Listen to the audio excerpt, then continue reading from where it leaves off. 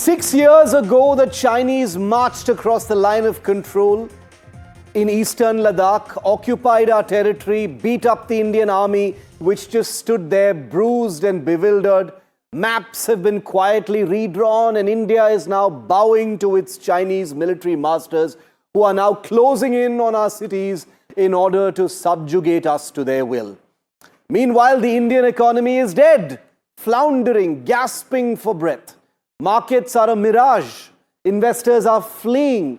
India is limping along while the rest of the world watches with pity. And all this because India's youth are on the war path, desperate to overthrow this government, seething with rage, itching to storm the streets and install a new leadership. Campuses are now revolutionary hotbeds, the nation permanently one spark away from chaos. A national uprising by India's Yuva is coming. The Indian Prime Minister has surrendered everywhere and to everyone. He has surrendered to Beijing at the borders and to Washington across the oceans, transforming a once proud civilization into a country that takes dictation from the United States, saluting foreign leaders and signing away national interest with a meek smile.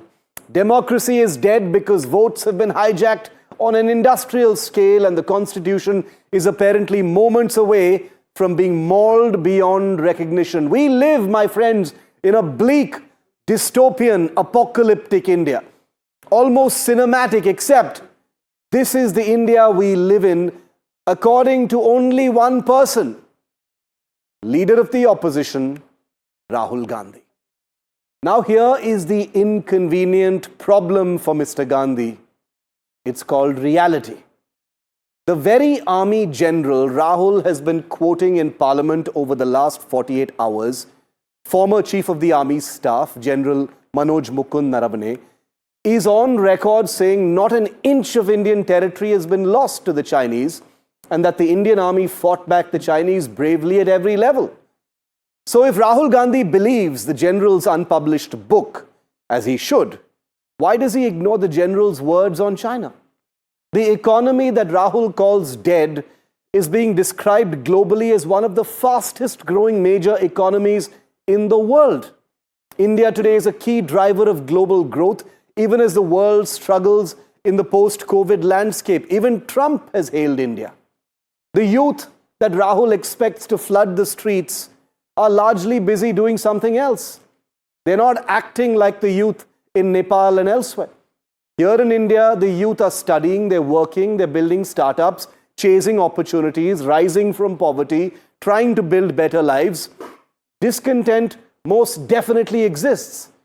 Anarchy does not. The Constitution is not under threat. It cannot, believe me, be mutilated by anyone at will.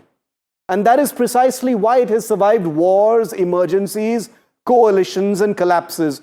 And if votes were really being hijacked on the scale that Rahul Gandhi claims in election after election, does he honestly believe India's fiercely political electorate would sit quietly at home? Viewer, you and I have an honest and frank and open relationship. India has serious problems. Serious problems. You and I both know that. National security challenges, economic stress points, youth unemployment, democratic friction, all of those problems are real and cannot be wished away. They all demand scrutiny, all demand a sharp, smart, and measured opposition that knows how to corner the government and impose and demand accountability on behalf of the public. But if Prime Minister Modi had truly surrendered to China and Trump, why has India endured the world's biggest military standoff for 6 years and punishing tariffs from the United States that have only now been lifted? Exaggeration is the opposition's right. Rahul Gandhi indulges in it every single day. Hyperbole and extreme assertions is a temptation for the opposition, but painting India as a defeated, broken nation without a solid measure of truth drains all credibility from what Rahul Gandhi and the opposition is trying to do. The public doesn't buy it. Cry wolf too often and the public stops listening. A smart opposition corners the government with facts, not fantasy, because shouting India has surrendered or democracy is dead only hands the ruling party, the BJP, a full toss on a daily basis.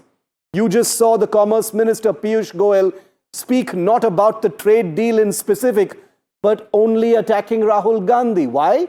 Because the new full toss of today, one they've been hitting for 12 years and counting.